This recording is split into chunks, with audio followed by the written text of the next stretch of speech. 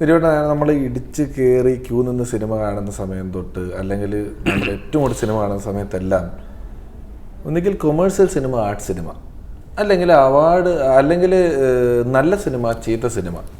ഈ ഇടയായിട്ട് ആണ് new generation cinema എന്നും പറഞ്ഞൊരു വിഭാഗം ഉണ്ടെന്ന് പറയപ്പെടുന്നു. എനിക്കൊന്നും പ്രത്യക്ഷത്തിൽ അത് എന്താണ്, ഇനി പരിപ്പോടയ്ക്ക് പകരം പിശ തിന്നാൽ അത് ഇതാവുമെന്നൊന്നും അറിയില്ല. അതിനെപ്പറ്റി ഈ ഒരു പെട്ടെന്ന് ഇങ്ങനെ ഒരു പുതിയൊരു വാക്കുണ്ടായി, ഒരു മാറ്റം ഉണ്ടായി. അപ്പം നിർമ്മാതാവ്, നടൻ എന്നൊക്കെ ഉള്ളൊരു നിലയിൽ എന്താണ് ഇതിനെപ്പറ്റി പറയാനുള്ളത്? ഇപ്പോൾ ഈ ന്യൂ ജനറേഷൻ മുദ്രകുത്തിയിരിക്കുന്ന സിനിമകൾ ചെയ്തതിൽ അങ്ങനെ പറയുന്ന സിനിമകളുടെ ഒരു ഡയറക്ടർ ആഷിഖ് അബുവാണ്. ആഷിഖ് അബു തന്നെ ദിലീപേട്ട ഈ പേര് ആരെ കൊണ്ടുവന്നെന്നോ ഇല്ല അറിഞ്ഞൂടാ, ഈ സിനിമയ്ക്കകത്തുള്ള ആൾക്കാരല്ല ഇത് പറയണത്, പുറത്തുനിന്ന് കുറേ ആൾക്കാർ അതിനെ ബ്രാൻഡ് ചെയ്യാണ് ന്യൂ ജനറേഷൻ എന്ന് പറഞ്ഞിട്ട്. വ്യത്യസ്തങ്ങൾ വെച്ചാൽ അത് കുറേ കാലഘട്ടം മുമ്പ് തന്നെ ഉണ്ട് ഡിഫറെൻ്റ് ആയിട്ടുള്ള സിനിമകൾ. ഇപ്പോൾ സ്റ്റാർ വാല്യൂ ഉള്ള ആൾക്കാരുടെ സിനിമകളും ഓടും. അതല്ലാണ്ട് കുറേ സിനിമകൾ ഇപ്പോൾ ഇതിന് മുമ്പേ നമ്മളുടെ ഇപ്പോൾ കഴിഞ്ഞ ദിവസം കമൽ സാറായിട്ടൊരു ഇൻ്റർവ്യൂവിൻ്റെ സമയത്ത് കമൽ സാർ സംസാരിക്കുന്നത് ഇത് നേരത്തെ ഉണ്ടായിരുന്നു. ഇപ്പോൾ വേണുവേട്ടൻ, ഭാർഗവ് സാറ്, അവരെയൊക്കെ വെച്ചിട്ട് വേറെ തരത്തിലുള്ള സിനിമകൾ നടന്നിരുന്നു.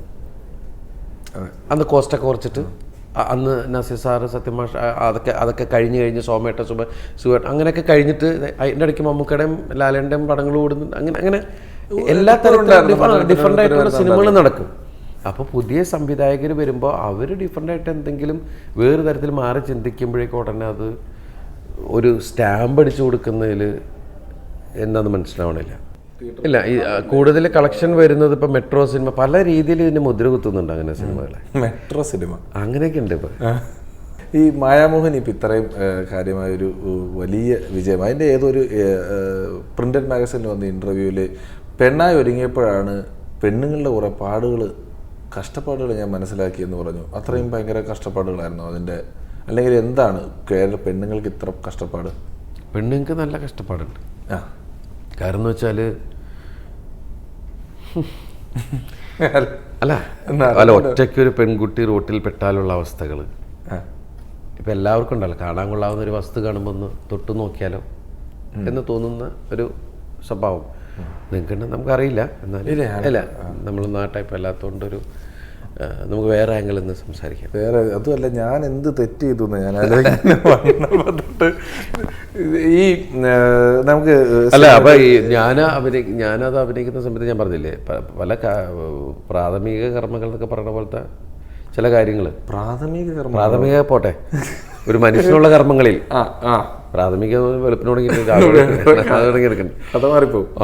അപ്പോൾ അങ്ങനെയുള്ള കുറേ കാര്യങ്ങൾ നമ്മൾ പെട്ടുപോയിട്ടുണ്ട്. അപ്പോൾ ഞാൻ ആലോചിച്ചു ഇവർക്കൊക്കെ എത്ര വലിയ ബുദ്ധിമുട്ടാണോ. ഞാൻ പറഞ്ഞില്ലേ, പുരികം പ്ലക്കാന്ന് ഞാൻ എൻ്റെ മനസ്സിൽ മുഴുവൻ ഇവർ ഭയങ്കര ഹാപ്പി ആയിരിക്കണം.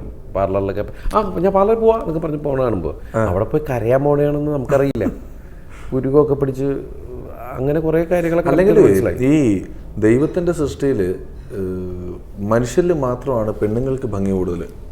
ബാക്കി സിംഹം, കൊമ്പനാന, പൂവൻകോഴി, മയില് തുടങ്ങി ഏത് ജീവിനെ എടുത്താലും മൃഗങ്ങളുടെ ഇത് തിരിച്ചറിയാൻ അറിയില്ല. അല്ല, പക്ഷെ ആണുങ്ങൾക്കാണ് ഭംഗി കൂടുതൽ. പെണ്ണുങ്ങൾ ഈ ചേട്ടൻ പറഞ്ഞതുപോലെ ഇതിന് ശേഷം ജനിച്ചു കിടക്കുന്ന രണ്ടുപേരും ഒരുപോലെയാണ്. പിന്നെ ഇത്രയും എക്സ്ട്രാ ആക്സസറീസും മറക്കും ചെയ്തിട്ട് ശരിക്കും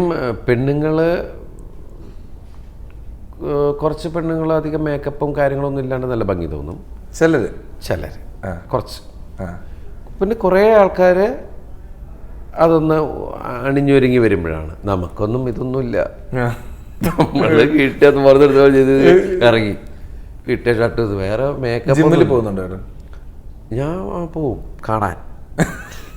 അല്ല, ഭയങ്കര ശരീരത്തെക്കുറിച്ച് അല്ല, അത് അങ്ങനെ ആവശ്യമുള്ള സിനിമയ്ക്ക് വേണ്ടിയിട്ട് മാത്രമേ പോകാറുള്ളൂ.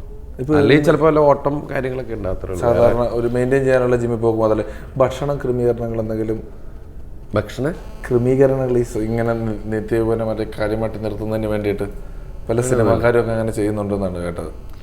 ഞാനൊന്നും ചെയ്യാറില്ല സത്യം പറഞ്ഞാൽ. സാധാരണ രീതിയിൽ എല്ലാ ഭക്ഷണവും എനിക്കിഷ്ടമുള്ള ഭക്ഷണങ്ങളൊക്കെ ഞാൻ കഴിക്കും. പക്ഷേ ചോറ് കഴിയുന്ന ഒഴിവാക്കാൻ ആഗ്രഹിക്കും ദിവസവും.